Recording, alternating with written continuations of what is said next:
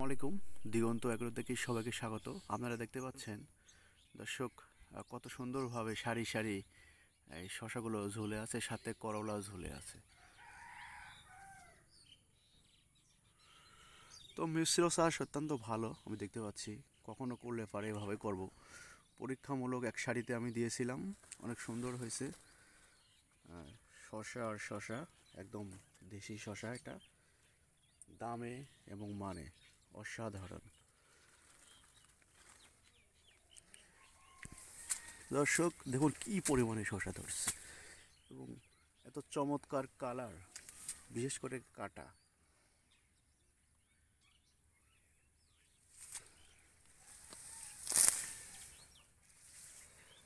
প্রত্যেকটি গিটে গিটে প্রচুর পরিমাণে শশা এবং সাথে করলা ফ্রি। প্রচুর করলা ধরছে, মাত্রই করলাগুলো আসা শুরু করছে। আর দেখুন শশার কি অবস্থা।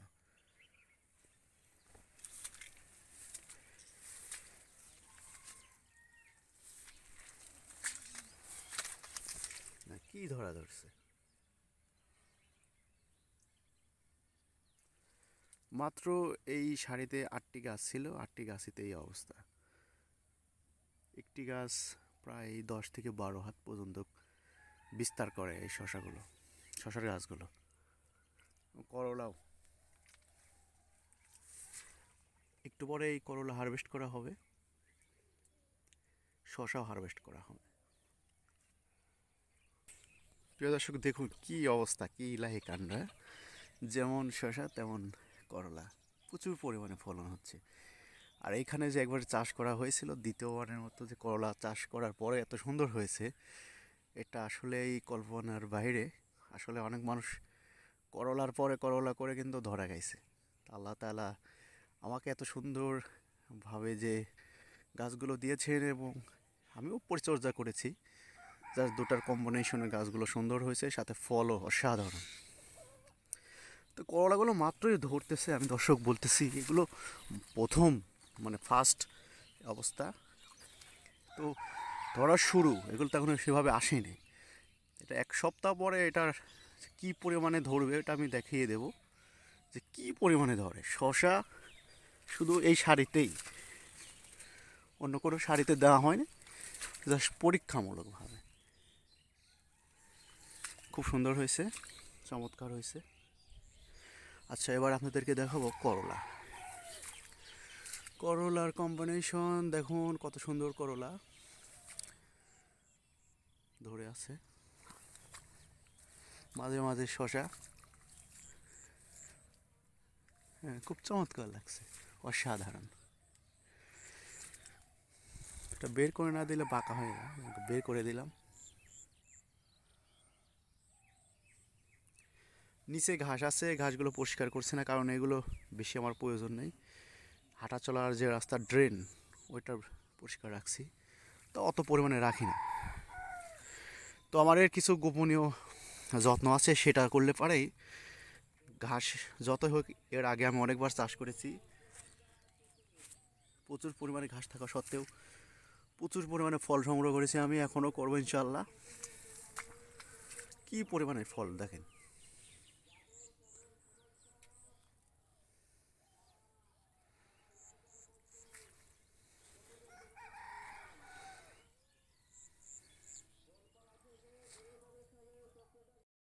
দর্শক, এতক্ষণ আপনাদেরকে মাচার ভিতরে কি অবস্থা সেটা দেখালাম, গাছ এবং ফল দেখালাম, ফল দেখালাম শশা এবং করলার।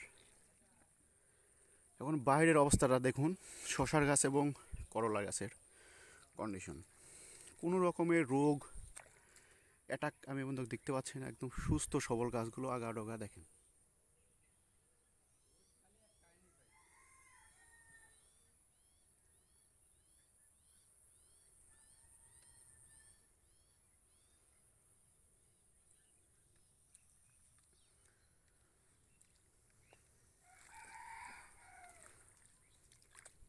এরপরে দেখেন, আর 1 সপ্তাহ গেলে একদম পরিপূর্ণ হয়ে যাবে মাছাটা। একদম সুস্থ সবল গাছ, চমৎকার হয়েছে। আমি চেয়েছিলাম যেমন ঠিক তেমনই হয়েছে গাছগুলো।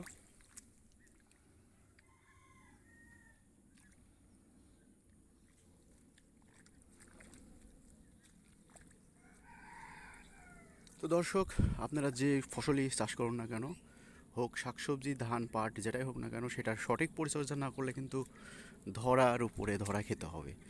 হ্যাঁ, শুধু মুরগি না, গরু ছাগলও বিক্রি করে নিঃস্ব হতে হবে। কারণ অনেকজন ভালো ভালো প্রতিষ্ঠান থেকে ট্রেনিং নিয়ে গরু ছাগল বিক্রি করে কিন্তু নিঃস্ব, হ্যাঁ, নিঃস্ব হয়েছে। আমি চাই কেউ যেন নিঃস্ব না হয়। আপনি যেটাই চাষ করুন অবশ্যই সঠিক পরিচর্যা হতে হবে এবং আপনার প্রচুর পরিমাণে মনোবল থাকতে হবে। সেই সাথে আপনার যে পরিশ্রম, সেই কায়িক পরিশ্রমটা অবশ্যই কিন্তু দিতে হবে এই গাছগুলোর পিছনে। তো দর্শক, সবাই ভালো থাকুন, সুস্থ থাকুন, নিয়মিত আপডেট পাবেন এই করলা গাছের।